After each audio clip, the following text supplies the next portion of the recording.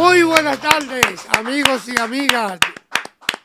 Aquí en tu diario RD Televisión. Hoy nuestra compañera Minosca se encuentra trabajando por Samaná. Tuvo que hacer un viaje rápido.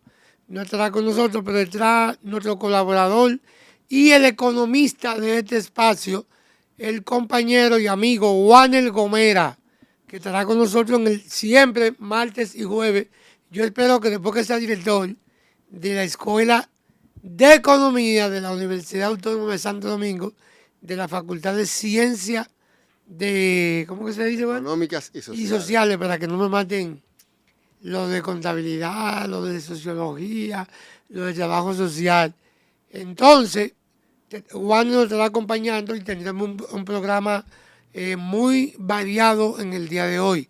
Lo queremos comenzar con algo que hemos venido viendo, cómo ha ido procesos electorales en América Latina y que nosotros tenemos que, le estamos dando seguimiento, que es el de Perú y el de Colombia, donde hay un Wanel tan pegado, la Fujimori, Keiko y Roberto Sánchez.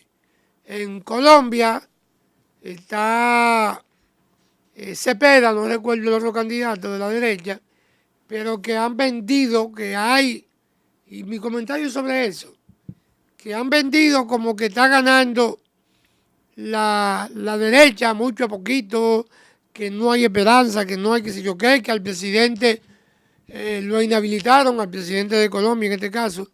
Y yo digo que bueno para que el presidente pueda salir a hacer campaña, porque en esos países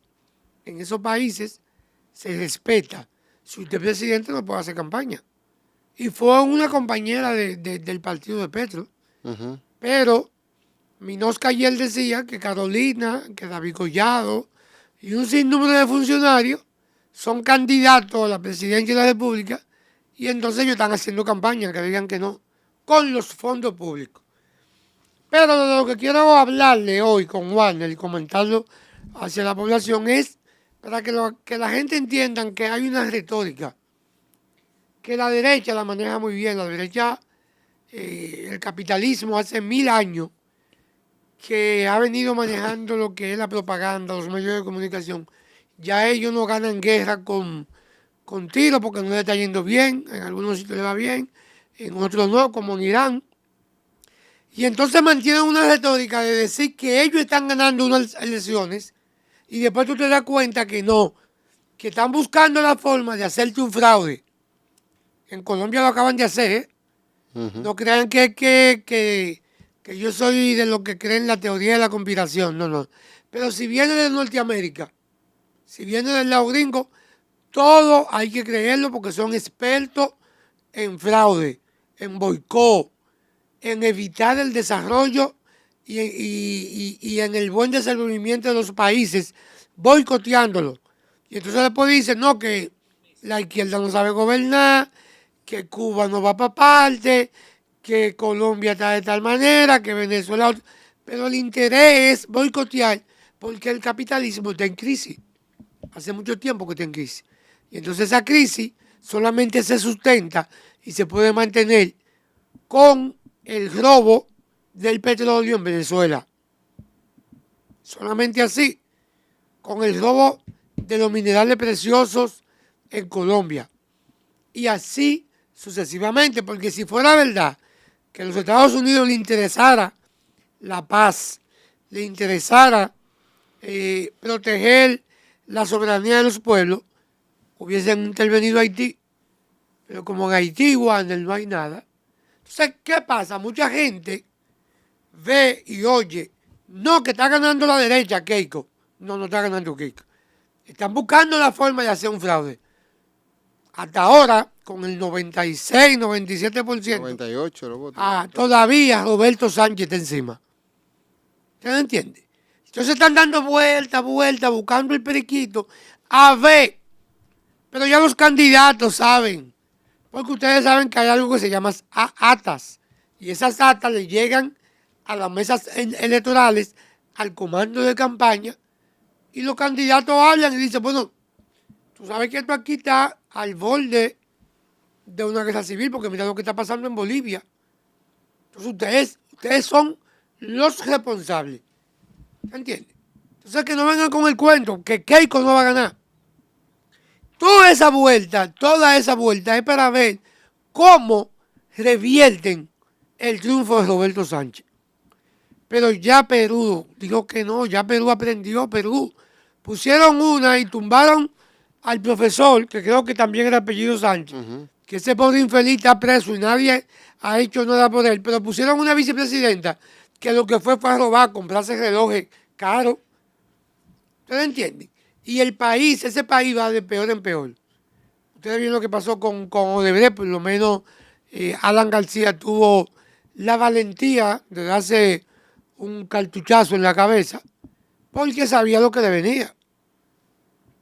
Entonces, vamos a ver si a Perú el poder norteamericano y las élites gringa y la derecha del mundo entero permiten que pueda progresar solo, que pueda echar para adelante. Y los compañeros y compañeras, los amigos, la gente progresista, que no repitan la narrativa de los norteamericanos, que no la repitan, que busquen, que lean, que hay alternativas.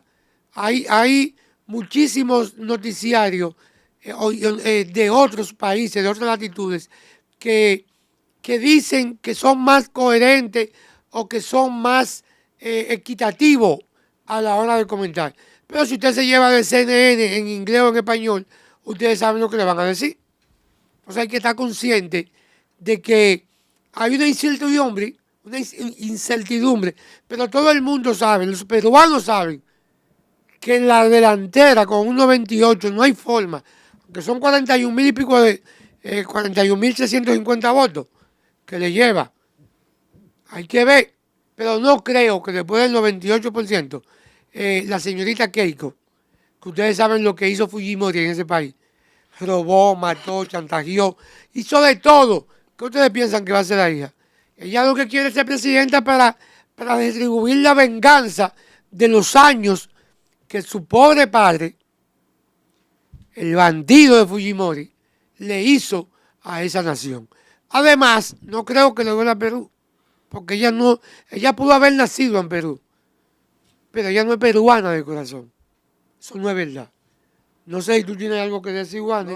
Sí me llamó la atención la mención a Haití, porque en toda la narrativa de preocupación por la democracia, por la situación de los pueblos, esa capacidad para mover portaaviones, para aprobar desembolsos extraordinarios para compra de armas, para movilizar soldados, en el supuesto interés de la preservación de la democracia, la libertad de los pueblos, el bienestar de los pueblos, no se manifiesta para Haití.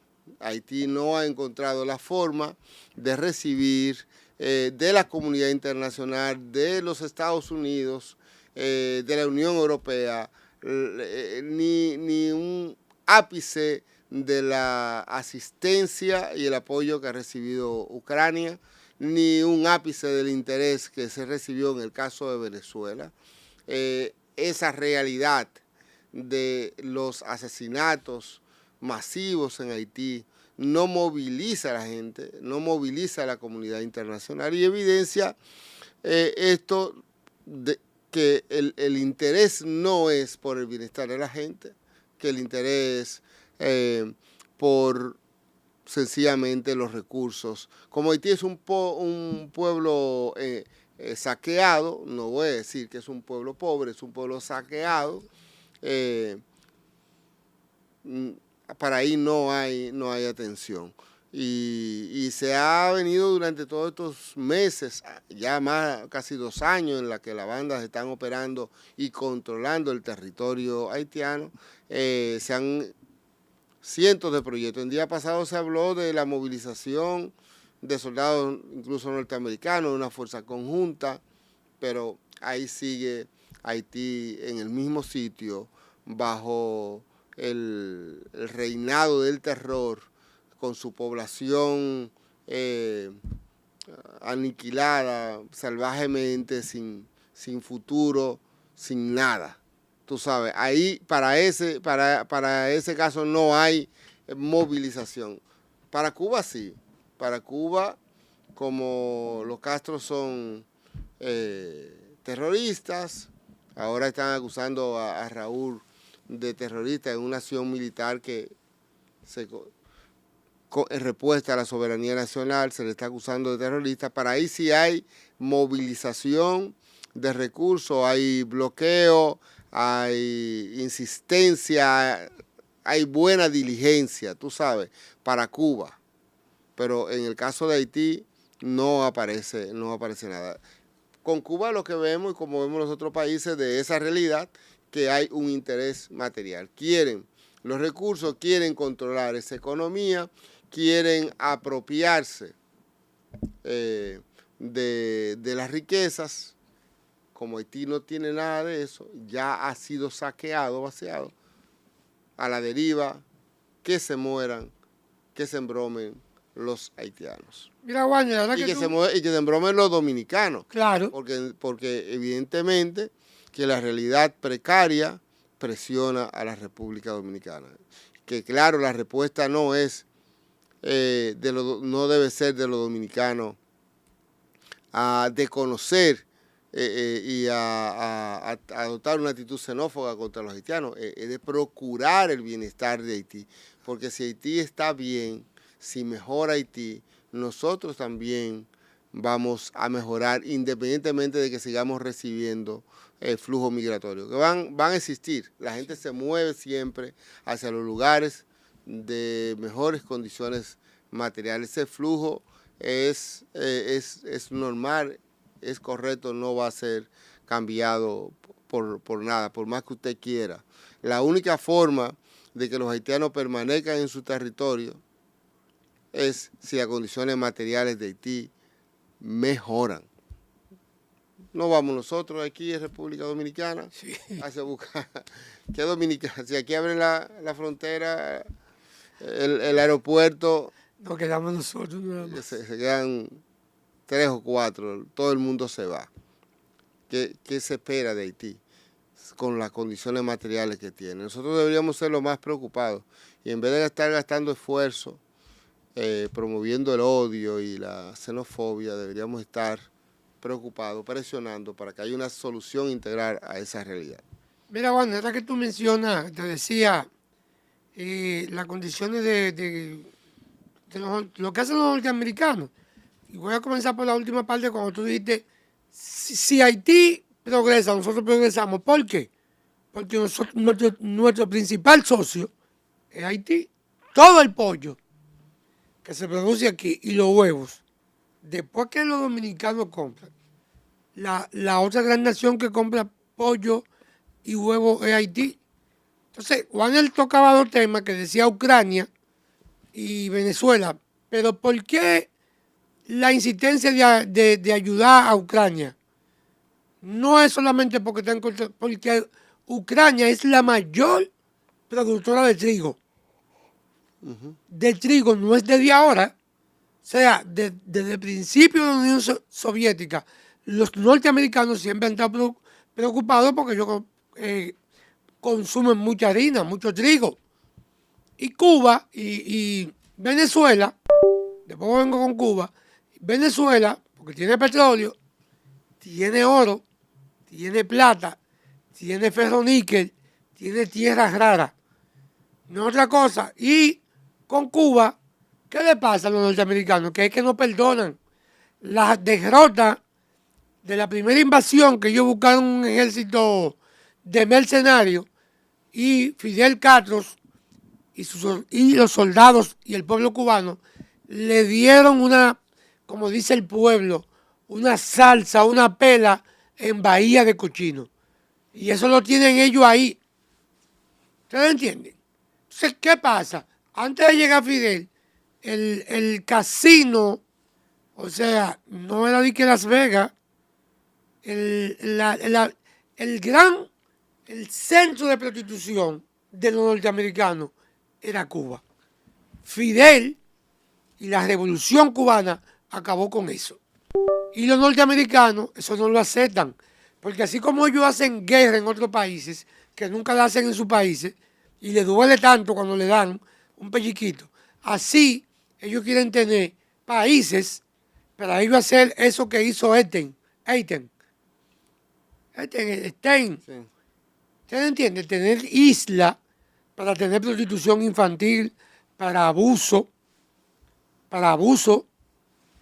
con niños y niñas, para ese tipo de cosas, para tener juego y tener una sociedad de ellos intocable y supuestamente impoluta. Eso es lo que pasa. Pero como Haití no tiene nada, como dice Warner, porque la saquearon, porque la explotaron, porque no me van a decir a mí que ellos no pueden acabar con 2 bandas, con 3 pandillas. Entonces, ¿qué es lo que uno tiene que ver? Que esa pandilla está financiada por los norteamericanos y por sectores poderosos de Haití que le hacen el juego a la política norteamericana. No es otra cosa. Así que no se llaman a engaño, que los norteamericanos no son amigos de nadie. Y ustedes verán que dentro de 20 o 30 años, que estaremos vivos, porque ellos cada cierto tiempo sacan los papeles y dicen lo que hicieron, a quién mandaron a matar, cómo lo mataron, a quién contrataron. Porque si ellos tienen algo que no son amigos de nadie, como dicen los muchachos, ellos tiran para adelante a todo el mundo. Pero nada, nosotros vamos a hacer una pausa, Alesia, aquí, ¿verdad? Y en el próximo bloque vamos a hablar de las medidas, Warner, que el gobierno salió hoy. Hay un consejo de gobierno desde hoy hasta el domingo en Santiago. El presidente va a estar inaugurando ahí en toda la zona del Cibao. Veremos también qué viene de por ahí con las nuevas medidas. Vamos a un corte comercial y volvemos en breve.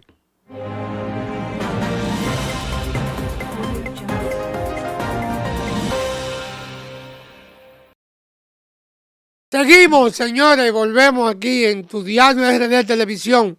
Les recuerdo, porque no quiero problemas con los seguidores de La Morena, que Minosca Castro está trabajando, porque ustedes saben que no solamente del pan vive el hombre y la mujer. Está en Samaná porque este proyecto tiene, nosotros también trabajamos cine. Tenemos con todo, relaciones públicas, cine, prensa. Y Minosca la requirieron porque tenía que llevar unos equipos a Samaná. Por eso no está con nosotros. Y Warner nos acompañó hoy. Es un jueves económico porque el gobierno ha lanzado una serie de medidas y Warner viene a ayudarnos. Y vamos a hablar de pensiones, pero la pensión es un tema que cualquier día se puede tocar, o todos los días, porque el abuso que hay con eso es para darle hay que darle todos los días para que no se pierda. Pero el gobierno lanzó hoy un grupo de medidas económicas para la crisis que tiene el señor Donald Trump en el mundo, porque esa crisis la tiene él, no es nadie más que Donald Trump. Entonces, Magín Díaz, que es el ministro de Hacienda, hizo todo un listado de lo que el gobierno hará para ajustar la economía de la población dominicana. De lo que hizo Warner, que yo vi, que por lo menos me llamó el interés, que dice que no van a tocar el ITEVI, ni la base, ni alguna cosa, y que van a dejar la gasolina fija si no pasa de unos 25, de $95 el barril del petróleo. Esperemos, porque el dólar está estable. Entonces, para que tú nos expliques en qué consiste y la gente pueda entender más o menos. Sí. Voy a ir comentando esta situación. En realidad es un momento delicado porque estamos frente a una crisis, estamos frente a un shock externo que está desacelerando el crecimiento de la economía dominicana y está generando inflación. inflación que viene provocada por el incremento de los precios del petróleo, del barril del petróleo, esta situación derivada de la crisis de la guerra Irán, Estados Unidos, Israel. Y esta situación está perturbando toda la economía a nivel mundial. Uno de los efectos más fuertes es esta contracción, bajo crecimiento, y para mantener controlada la inflación, el gobierno ha tenido que acudir a mantener fijo el precio del galón o poner un subsidio en el galón del gasoil, de la gasolina, y esto implica un sacrificio fiscal que podría para el resto del año colocarse en unos 58.000 millones de pesos. Esa medida estaría presionando el déficit del gobierno hacia arriba con sus consecuencias, y básicamente de incremento de deuda y de deterioro de las condiciones crediticias de la República Dominicana, que han sido buenas. Hasta ahora este gobierno ha logrado colocaciones a precios y a tasas muy interesantes, pero si no controla el déficit, evidentemente va a tener que pagar las consecuencias de eso, lo vamos a tener que pagar todos. Ya la economía dominicana siente los efectos de esta crisis, y el gobierno entonces están presentando un plan que parece interesante. Nosotros tenemos que analizarlo más a profundidad. Lo que están diciendo, voy a decir solamente lo que está diciendo el gobierno. Hay que meterle bituría a esto y verlo de manera crítica. Eso la gente lo va a poder ver en la pantalla. Está diciendo sí, que el gasto, que el gobierno va a amarrarse los pantalones, ya lo había dicho el presidente anteriormente, a nivel del gasto operativo y de representación, que va a reducir los bienes, la partida de bienes, equipo y mantenimiento, va a reducir los servicios y contrataciones, y va a reducir los recursos operativos y la transferencia. Ahí aplicará ajuste cuidadoso en combustible y contención de ciertos recursos operativos y transferencias a entes descentralizados y empresas públicas. Espero que la UAS no esté implicada. Es de educación. En este punto. El criterio con que el gobierno dice en esta propuesta que habrá de someter para aprobación, está presentando para aprobación, el criterio es comprimir lo no prioritario, postergar lo no esencial y preservar funciones críticas del Estado dominicano. Ha decidido por el lado del gasto entonces también hacer una adecuación presupuestaria que combina respuesta fiscal, protección social y manejo responsable de componentes sensibles.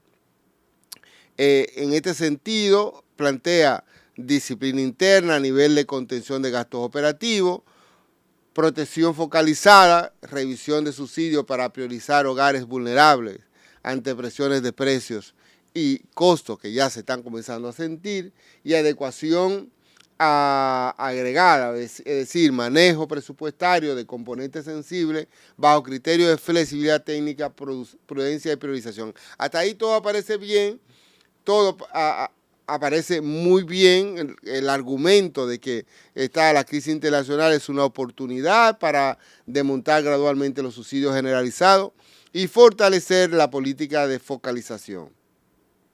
Entonces, eso es por el lado del gasto. Está planteando una estrategia de ingreso que dice no va a tocar la base del ITEVI, y efectivamente en la propuesta no hay nada ni para ampliar la base ni la tasa, que no tocaría la mayoría de los impuestos selectivos, combustible, vehículos, alcoholes, cigarrillos, seguros, telecomunicaciones, no toca las tasas al IPI tampoco.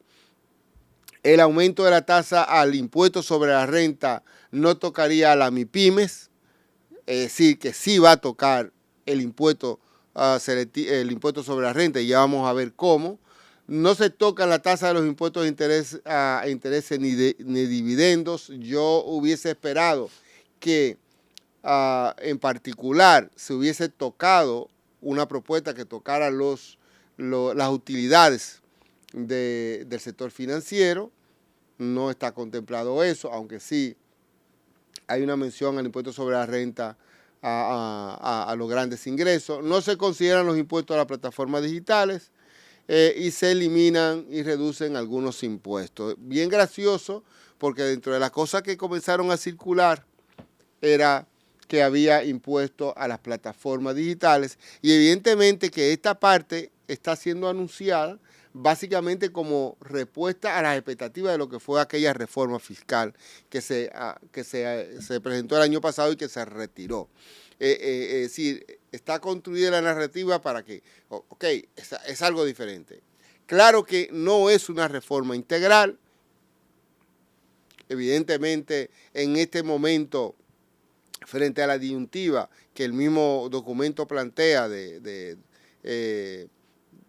no se puede pensar en una reforma integral. Es algo que debimos haber hecho, y si se hubiese hecho como correspondía, que además era etápica, es de corto, mediano y largo plazo, la que necesita la República Dominicana, no hubiese encontrado en mejores condiciones. Pero aquí hay temas que no se quieren tocar, y la reforma no se hace. Y cuando se ha hecho históricamente, precisamente ha ido por esta línea que el documento comienza a decir que no va a tocar. Sí, pero ¿verdad? Lo que pasa, Warren, es que ya el pueblo siempre estaba, como dicen, moca. Orejón o moca. Sí.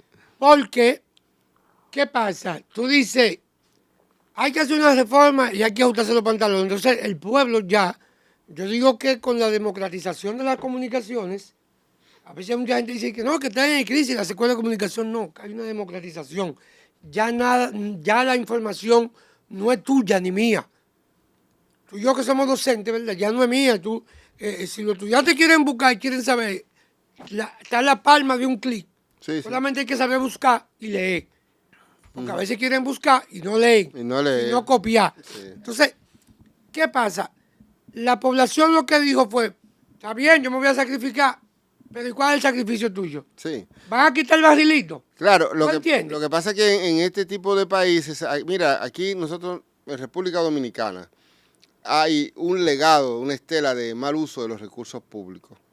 Y ya eso genera desconfianza. Tú, lo primero, ¿para qué tú vas a pagar impuestos cuando tú no recibes el beneficio de esos impuestos? Tú no los recibes. Cuando la sociedad tiene un gasto de bolsillo tan elevado para suplirse servicios básicos y públicos que debían estar siendo brindados por el Estado dominicano. Entonces, los servicios son malos, hay corrupción, y evidentemente la gente, y además la gente sabe los grandes incentivos que tienen los empresarios. Entonces, ahí está siempre la discusión frente a la reforma, y uno sabe los niveles de evasión que hay, en los bolsillos de quién se queda ese dinero evadido. Sí, ¿por qué? Entonces era de confianza. Por ello comienzan, sabiendo eso, plantean en el documento y dicen que la propuesta que están sometiendo tiene 4 bloques, medidas orientadas a impulsar el crecimiento económico, medidas de simplificación y facilitación tributarias, medidas para combatir el incumplimiento y la evasión, y actualización del sistema tributario, consolidación fiscal. ¿Cuáles son las medidas pro crecimiento? Son técnicas, voy a leerla básicamente para concentrarme en discutir aquellas cosas que sean necesarias. La depreciación acelerada para promover la inversión privada a partir del 2027, reembolso a los exportadores del impuesto selectivo a combustible y seguro, al igual que se hace con el ITEVI, derogación gradual de los impuestos anacrónicos. ¿Cuáles impuestos? Hipoteca, constitución de compañía, impuesto selectivo de seguro de vida. Dice el mío documento que son pocos los países que graban los seguros de vida. En la mayoría de los países los seguros tienen el ITEVI y los seguros de vida están exentos. Eso parece interesante, ¿verdad? En el caso de la hipoteca, la ley que la grava es la 1890. Devolución del impuesto selectivo sobre el alcohol etílico utilizado en fabricación de medicamentos. Esta medida estaría favoreciendo el desarrollo del sector farmacéutico. ¿Cuáles son las medidas de simplificación? Redefinición de los anticipos del impuesto sobre la renta. Ahí hay una cosa que es interesante porque se plantea derogar los anticipos para las microempresas. El 78% total de las empresas que son el 78% de las empresas que reportan el impuesto sobre la renta en el 2025. Las empresas pequeñas pasarán a pagarlo como personas físicas, es decir, 3 pagos al año en lugar de 12. Interesante. Eliminación de anticipos e impuestos a los activos, al sector agropecuario. Esa es la otra medida que se le daría rango de ley a esto que existe. Eso es la redefinición de los anticipos al impuesto sobre la renta. Hay una propuesta de actualización del título 1 del Código Tributario que contiene reducción de los recargos moratorios, se actualiza la referencia a los intereses indemnizatorios, se formalizan los acuerdos de pago en el Código Tributario y los descuentos de pronto pago. Eso se actualiza en el Código 1 del Código Tributario. ¿Qué significa los descuentos del pronto pago? Descuentos por pagos. O sea, si tú pagas antes de... Exactamente. Okay. No, hay una serie de incentivos. No, yo manejo eso, pero para saber si era lo mismo. Amnistía de deuda tributaria se justifica por la actual coyuntura y por los cambios que se van a introducir en el sistema tributario. O sea, se hace una amnistía en estas medidas de simplificación. Esta es la tercera medida.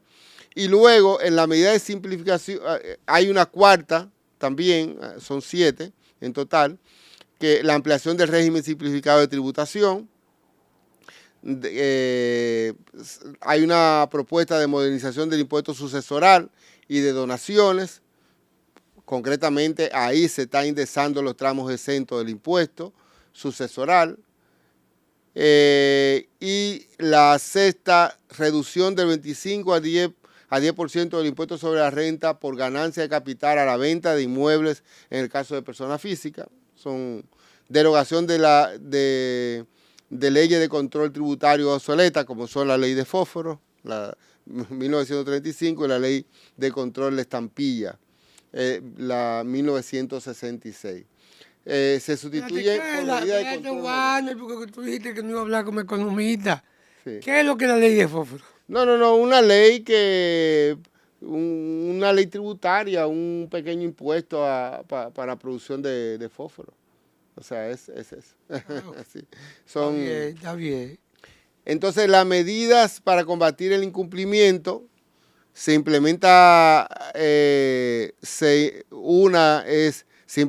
por percepción de ITEVI en DGA, en la Dirección General de Impuestos Internos, de la Dirección General de Aduana.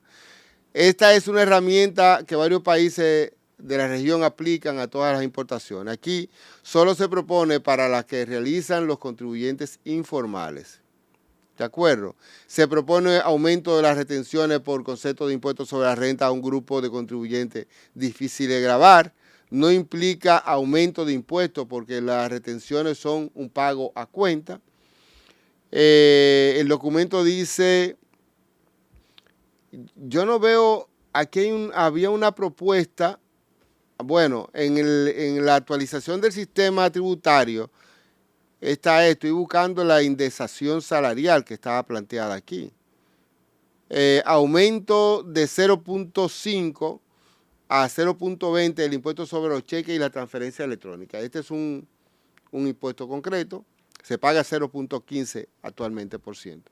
Ahora se está planteando 0.20. Alguien me preguntaba si una medida como esa tiene un efecto sobre inflacionario y demás, en realidad no tiene un efecto importante. Bueno, pero se lo van a subir la transferencia también, porque como Claro, todas las casi no se hace cheque, no se usa cheque. a las transferencias. Sí. Ese es un impuesto que grava el movimiento de dinero dentro del sistema bancario. El sistema bancario. Implica un incremento de costos. Bueno, claro, es un impuesto. En realidad, todo el movimiento de dinero por el sistema financiero va a recibir ese incremento. Aumento de la tasa de impuesto sobre la renta empresarial a 30%. Aquí hay un incremento de 28 a 30% a grandes contribuyentes. Ah, ok. No sé. Esto es a grandes contribuyentes. ¿Cuáles son los grandes contribuyentes? Para empresas con ingresos superiores a 1.000 millones anuales. Esta medida impacta a poco más de 1.000 empresas de un total de 140.000 que hicieron declaración del impuesto sobre la renta en el 2025, menos de 0.8% del total. Son grandes contribuyentes, aquí está focalizado, sí, parece interesante. La idea es proteger a los pequeños y medianos contribuyentes. Este impuesto, son los que mueven la economía. Aquí hay un aumento del impuesto sobre la renta. Se crea un nuevo tramo del impuesto sobre la renta personal a tasa de 27 para salarios mayores a 400.000 pesos mensuales. 25 se paga ahora actualmente. Si tú ganas 400.000 mensual, ¿te van a cobrar cuánto? Ya estaría 27. Un 27. Se paga 25, pero el que pasa de 400 le van a cobrar 2 puntos. Esta medida impacta, según lo que plantea el documento, 5.900 contribuyentes de un total de 2.306.000, o sea, el 0.26% del total de los contribuyentes está colocado en ese tramo, es progresiva y redistributiva. Con estas dos medidas parecen medidas que están pensadas para que son medidas de tipo progresivo, evidentemente, estas dos medidas. Impuesto selectivo a los cigarrillos electrónicos y vape. Se coloca, no se plantea cuánto. Aumento de la tributación de casinos y juegos de azar. Aumento de $10 a los pasajeros aéreos. Ahí en un momento, aquí va a venir un grito del sector de los casinos de azar, claro, y es probable del sector turismo también. Claro. Pero sabiendo, ese es un pago que hacen los... El problema es, Warner, que aquí cuando suben, por ejemplo, la crisis Estados Unidos-Irán, puede terminar mañana o pasado, no se sabe, ¿verdad? Pero el gobierno no da marcha atrás. No. Esos $10 no lo van a devolver, ni van a bajar el impuesto sobre la renta de 27 a 25 para esos grandes contribuyentes, que debería ser la medida, y además ampliar la base, porque creo que pagamos, tú mismo lo explicabas, se pagaba impuestos sobre la renta por encima de los 50.000 pesos, y alguien decía que debían que subirlo a partir de los 100.000 o los 80.000 pesos. Yo lo vi en el documento, lo voy a buscar porque se plantea la indexación salarial hasta el segundo quintil de ingreso. Es decir, ahora mismo está exento solamente hasta 34.000 pesos. Está exento. 34.400, qué sé yo cuánto. Todo el que gana hasta ese monto no paga impuestos sobre la renta. A partir de ahí comienza a pagar impuestos sobre la renta. Lo que están pero si indexáramos ese monto, ese ingreso salarial, ese salario, debería llevarse 50,000 y pico de pesos, 53,000 pesos. No se ha aplicado la indexación y por lo tanto tú estás pagando impuestos sobre la renta violando la ley. Porque si tú ganaras 40,000 pesos no lo pagarías. Lo que plantea esto es que se va a llevar hasta 39,000 pesos. O sea, se va a indexar de 34,000 a 39,000 pesos. ¿Qué es 39,000 pesos? Cubriría al primer y segundo quintil de ingreso. El costo de la canasta estaría cubierto en eso, estaría indexado, exento del pago de impuestos sobre la renta. Que el costo de la canasta del segundo quintil son 38,000 pesos. ¿De acuerdo? Eso es lo que está haciendo. No lo lleva a 50 y tanto, que debería ser la indexación si se reconoce la inflación acumulada, sino que hace un pequeño sacrificio de pasar de 34 a 39. Esta medida la siente medianamente todo el mundo. Claro. Porque tú, por ejemplo, pagas impuestos sobre la renta por tramos, tú estás pagando por 34, ¿verdad? Ahí de 34,001, de 35,000 pesos de adelante, tú estarías pagando impuestos sobre la renta. Ahora lo vas a pagar a partir de 39. Ese tramo. Pero lo van a mover así. Sí, claro, a todo el mundo, porque es por tramo. Te libera más, pero a quien más va a beneficiar, evidentemente, es a la persona de bajos ingresos. De bajos ingresos. Lo que el gobierno no dice, evidentemente, cuál es y uno se pregunta, en realidad, y es un análisis que nos toca hacer, sentarnos para hacer ese análisis, cuál será el impacto real en términos de dinero. Uno supone que deberían estar buscando unos 60,000 millones de pesos con estas medidas y habría que hacer el cálculo. Lo debieron haber hecho cuando hicieron esa propuesta, pero uno verlo desde la academia es interesante hacer el ejercicio, nos toca hacer, no ha habido tiempo para hacerlo. Hay otras medidas que están planteándose a rango de ley a medida que se adoptan anualmente por normas. Se incluyen en las leyes anuales de presupuesto, contribución al GLP, bienes beneficiados por tasa cero de ITEVI, leche, agua embotellada, pastas, eliminación de la exoneración para la importación de maquinaria de juegos de azar, eliminación ITEVIs y aranceles a ambulancia, camiones de bomberos y camiones compactadores de basura, eliminación de ITEVI y asfalto, eliminación de ITEVI a asfalto y AC30. Y hay unas medidas adoptadas para apoyar la clase media. Aquí es que está lo que te estaba comentando. Ajuste por inflación del mínimo no imponible y de la franja del impuesto sobre la renta. Esto es lo que te estaba explicando. Se indexa el mínimo exento en 15% para cubrir el costo de la canasta familiar del primero y segundo quintil. Pero lo que dice ahí. Bueno, es la propuesta que están sometiendo. Bueno, vamos a ver si es verdad. Bueno, van a someterla. Yo figuro que esto va a traer mucha discusión, pero de entrada, repito, las medidas que están contenidas ahí, hay que analizar. Para mí sería analizar el impacto real de esto. Supongo que ellos lo hicieron, a uno le corresponde, pero no veo gran perturbación sobre la situación actual y podría decir que serían medidas, que faltan cosas ahí que podían incluirse, pero que las que están enunciadas no tienen un efecto negativo. Mira esto, el mínimo exento actual, 34,685 pesos. A partir de ahí, tú pagas un 15% del impuesto sobre la renta. Solo cubre la canasta del quintil 1, que son 29,500.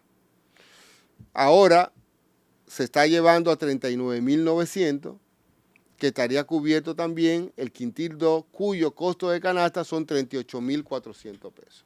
muy bien. El aumento de la deducción por gastos educativos también es otra medida compensatoria que se está planteando. Vamos a dejarlo ahí, Wander, porque tenemos un cambio. A ver si está como lo que y seguimos con la educación. Con esa parte y con una valoración general. Exacto, para terminar y sale algo que están haciendo en nuestro Congreso. Vamos a una pausa, señores, y volvemos en breve con Wander Gomera, economista de la Universidad Autónoma de Santo Domingo y próximo director de la Escuela de Economía de la Facultad de Ciencias Económicas y Sociales. Volvemos en breve.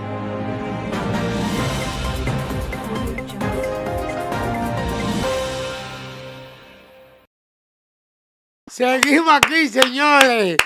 Vamos a terminar con alegría esto, aunque, porque lo que Wander está hablando en el papel se ve bonito. Vamos a ver si es verdad, porque usted sabe que esto se revienta por lo más fino. Entonces, para que Wander termine con lo que estaba aquí, y entonces tenemos otro tema sencillo. Nos quedamos en la educación. Sí. Yo siempre he visto, Wander, diga que te devuelven. Mira, yo compro muchísimos libros, uniformes. Y a mí no me han devuelto un peso. Yo no sé a quién llevarlo, cómo se hace eso. Porque hay que explicarlo a la población. Sí. Para ver si uno recibe algo, qué es lo que pasa. Esa es una tarea. Hagamos colegio. Esa es una tarea pendiente. En realidad, yo no he hecho la tarea para ver cómo se liquida ese. Vamos a traer una gente experto en fiscalidad, un contador. Porque ellos lo dicen y que sí se hace, pero no te lo devuelven. Alguien me dijo que no te lo devuelven, lo que te dan es como un crédito. Es un crédito claro, que te da el Estado. Te da un crédito, pero que no deben cobrártelo en el impuesto sobre la renta. O sea, sí. Es que aquí todo se le complica al pobre. Sí, se te compensa. Sí, aquí todo no. Pero tienen que ser gastos, supongo yo que tienen que ser gastos formales, tienen que tener factura. Claro, pero yo tengo mi factura de los uniformes que compro, claro. Tengo mi factura de lo que pago en el colegio, que hago un solo pago. Claro. ¿Tú entiendes? Me dan una factura y el colegio te lo da. Claro. Pero no encuentro la forma, por lo menos yo. Lucho me decía que le devolvían un crédito. ¿Tú te acuerdas de Lucho? Un crédito fiscal. Un crédito fiscal, pero ¿dónde voy? Sí. ¿Qué tengo que hacer? Porque ¿por qué le complican la vida tanto al pobre? Para que no se liquide. Aquí incluso en este monto hay un 50, es de 25 a 30 en gastos educativos general, pero si los gastos son realizados en beneficio de personas con discapacidad o trastornos del neurodesarrollo, un 50%. Aquí esto está parece muy interesante porque estamos hablando de personas con trastorno del neurodesarrollo, estamos hablando con personas del autismo. Exacto, y sabemos o Apple del espectro, pero sabemos el gasto que representa esto para mantener educados, para tener en los centros a niños con esas condiciones, sí. Y parece interesante. De nuevo, yo les digo que yo he quedado estupefacto porque la propuesta parece muy progresiva, muy interesante. Hay que ver el desarrollo de su discusión, etcétera. Y hacer un análisis bien ponderado de las implicaciones de esto para poder diagnosticar y tener una opinión acabada. La vamos a tener en un par de horas más. Vamos a poder tener sábado ya una idea más acabada. Aquí en esto el gobierno dice que el proyecto piensa en la equidad en esta propuesta. ¿Cómo se expresa? Derogación de los anticipos del impuesto sobre la renta para la microempresa y simplificación de los anticipos para los pequeños y medianos contribuyentes. Sobre tasa de 3% del impuesto sobre la renta empresarial a los contribuyentes más grandes. Esto, evidentemente, así es progresivo. Apoyo a la clase media, ajuste por inflación del mínimo exento y la franja del impuesto sobre la renta personal y aumento de la deducción del gasto educativo. Eso sería la medida que van dirigida a mejorar la condición de la clase media, y aumento de tasa marginal de impuesto sobre la renta a personas físicas, combate a la evasión y la informalidad. Sí. Eso es lo que está planteando esta propuesta.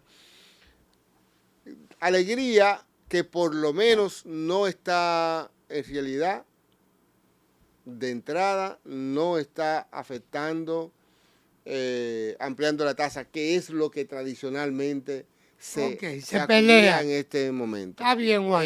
Interesante que no tiene impuestos transitorios orientados a las clases medias, al contrario, pero repito, incluso para poder ver la factibilidad de esto, vamos a tener que esperar los debates y las reacciones del sector empresarial. Pero eso va al Congreso ahora. Va a ir al Congreso. Entonces hay que esperar. Y no sé tampoco, aunque el gobierno, el partido de gobierno tiene el control del Congreso, lo rápido que vaya a trascender. Tienen que aprobarlo. Y la otra cosa que me deja a mí en duda es que no parecen tampoco medidas. Bueno, el del impuesto sobre la renta, el progresivo, y el de la transferencia es lo que veo como dinero cash inmediatamente. Sí. Esas son las dos medidas que veo que generan. Lo que yo te quiero decir es, si eso va al Congreso, ¿verdad? Y tú sabes que hay que discutir con ellos. Va a pasar igual que la reforma, que todo el mundo entendía que había que hacer la reforma, pero no se hizo. Y bueno, aquí es obligado porque hay una crisis, hay que ajustarse los pantalones. Y hay que comenzar por ese Congreso, porque, por ejemplo, eso va a ir al Congreso. Pero tú sabes lo que aprobó el Congreso hoy. Un proyecto para que el Instituto del Casabe. Yo quiero que me explique en qué consiste eso. O sea, ¿qué consiste el Instituto del Casabe? Bueno, en realidad, cuando se presenta, no sé por qué razón hay que crear un instituto. Claro, hay un instituto del tabaco. El Intabaco. Ajá. Hay un instituto del café. Sí. ¿Qué es lo que hacen esos institutos? Esas entidades son los responsables de promover. Promotora de algo que deja dinero. Sí, y en realidad el Casabe podría ser una gran industria nacional. No es descabellado, habría que ver qué se está planteando. Sí, pero yo te digo, por ejemplo, Intabaco. Intabaco ahora hay que estar decollando, porque Intabaco tiene mucho, porque... Existe hace muchos años y sí, en realidad, tanto ahora hay que estar, porque yo te voy a decir, la generación, lo que debería estar generando Intabaco, con el tabaco bueno que hay aquí. ¿No entiendes? Pero es un sector premium de la economía dominicana, claro, la exportación. Pero tienen que decirlo claro, porque lo primero que te hacen es...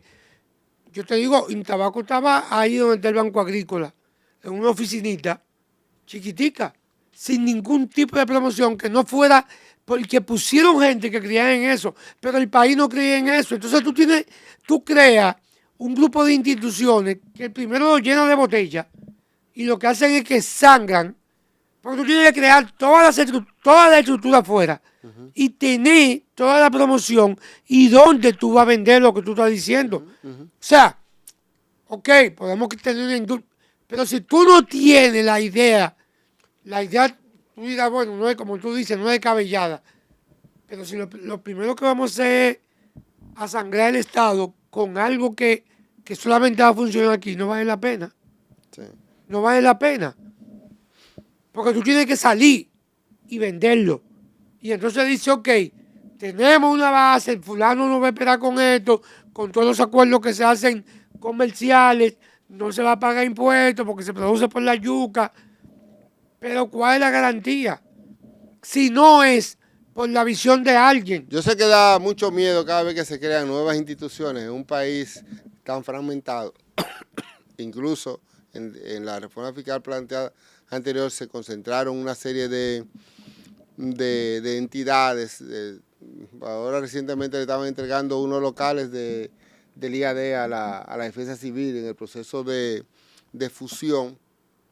Pero este tipo de entidad, como se concibe, a menudo suelen generar un círculo virtuoso para la promoción de la producción en una área. Si está bien estructurado, si está maduro el proceso, si se va a dedicar recursos para que la actividad se desarrolle plenamente, da el retorno. Si es para eso. Claro, no estamos en desacuerdo, ¿verdad? Pero lo que pasa es que aquí primero, o sea, nosotros siempre ponemos la carreta delante de los caballos y luego viene alguien con la visión, pero después de ese alguien, el Estado tiene 20 años sangrado. Sí. ¿Tú entiendes? ¿Y quién paga eso? El pueblo, la clase media. La clase media. Porque yo te digo, si no es porque llegan 2 directores ahí, que yo sé, Intabaco tuviera una intelequia. Ahora están produciendo. Yo tengo tabaco porque me gusta, ¿tú entiendes? Pero la visión nunca es que se le ocurre a un congresista y tú tienes que tener, o sea, la cosa no puede ser porque está la base. ¿A nivel de proyecto de ley o fue aprobado? Fue una propuesta. Fue una propuesta. No sé si lo aprobaron, pero alguien lo propuso y salió. Ahora, hay que ver, ¿verdad? Hay que ver si en serio hay una propuesta que tú digas, mira, eso se va a promover aquí, estamos hablando con los chinos, estamos hablando con los canadienses que han probado nuestro casabe, lo podemos importar porque hay muchísima gente que hace casabe. Sí. Y tú vas al supermercado y tú ves que hay 3 tipos de casabe. Hay un supermercado que tiene unos chips de casabe con albahaca y aceite de oliva. Exacto. Yo lo compro en una no saben a nada igual, tú tienes que echarle igual. Casabe, sabe a casabe. ¿A qué sabe? Sí, a nada, igual que la Toyota. Pero para la dieta puede servir. Yo no sé, porque yo no he visto en realidad en ningún nutriólogo, nutricionista, poniendo dieta de casabe. No lo ponen, pero yo no voy a decir. Fui al médico y yo estaba buscando a ver si había casabe ahí en la cosa. No voy a decir, es mejor que comerlo. Oye, ¿por qué? Porque yo he visto mis abuelos hacían casabe. Y entonces, ¿qué es lo problemático de la yuca? El almidón. Cuando tú haces casabe, eso es paja nada más. Se le saca todo el almidón, todo el almidón que tiene la yuca, que en algunos campos lo utilizaban para planchar. Sí, claro. Y tú ves que esa chacabana y esa camisa de caqui, de lino. O de guayiga o de yuca. Exacto. La guayiga es la que más se utiliza. Quedaban nítidas con el almidón, porque el almidón es que hace daño. Sí. Entonces el casabe como casabe, no. O sea, te hace más daño la harina que el casabe. Sí. Habría también que hacer tuyo, porque eso es lo que tú estás planteando. Si tú tienes una política y lo vendes, le podemos sacar capital. El miedo de nosotros, o sea, no es que no sirva el proyecto, el miedo desde aquí hacia ese congreso, que hay unos genios que hacen cosas para el grupito de ellos, o porque necesitan nombrar una gente en un área. Y entonces, lo que viene, ¿verdad? Estamos hablando de autoridad ahora mismo. Y cuando tú haces un instituto, ahí se requieren unos empleados, una planta física y un sinnúmero de cosas que si uno no hace los estudios, ¿cómo que dicen ustedes los economistas? Estudio de factibilidad. El estudio de factibilidad, entonces no vale la pena. Claro. Señores, yo creo que llegamos al final. No importa, este programa en vivo, Juan. No le tenga miedo.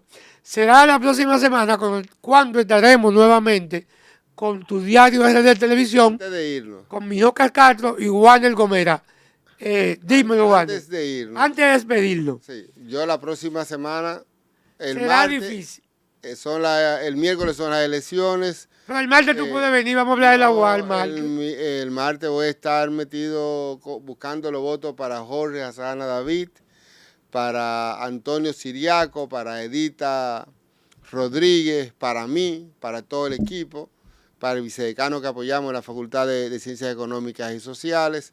Vamos a estar metidos en eso, buscando los votos para Ana Beltrán Barahona y su equipo, para Hanna y sus vicerrectores, porque el próximo miércoles son las elecciones y es la oportunidad de la universidad, una oportunidad para convertir la primada de América en la primera, con un rector que tiene claridad, que tiene compromiso, que tiene visión académica. Señores, Asjana David es un cirujano, con manos firmes, así como le entregamos la vida en el quirófano, nosotros vamos a entregar nuestra alma mater a esas manos prodigiosas para que la UAS sea transformada o comience de aquí a los 500 años esta ruta hacia su transformación, ganando pertinencia, conectando con la sociedad, con los sectores productivos.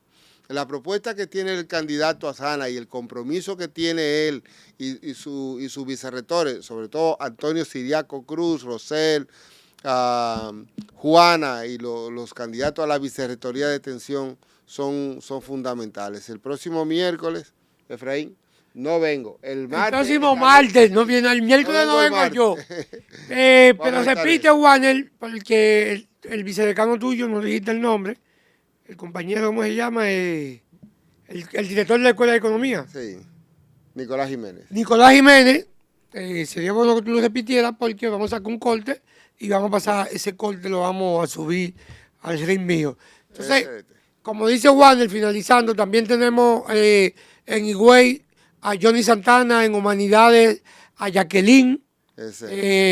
Hay varios candidatos. Martín Montilla. Martín Montilla en Ciencia Jurídica y Social.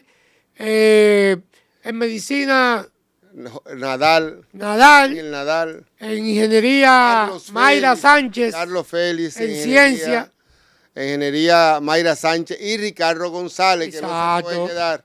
Votar por Carlos, por Mayra, pero con Mayra con Ricardo, el palé. El palé. El palé es un palé bueno. Sí. Ricardo y doña Mayra. Bueno, señores, será hasta el próximo lunes cuando nos volveremos a encontrar en tu diario RD Televisión.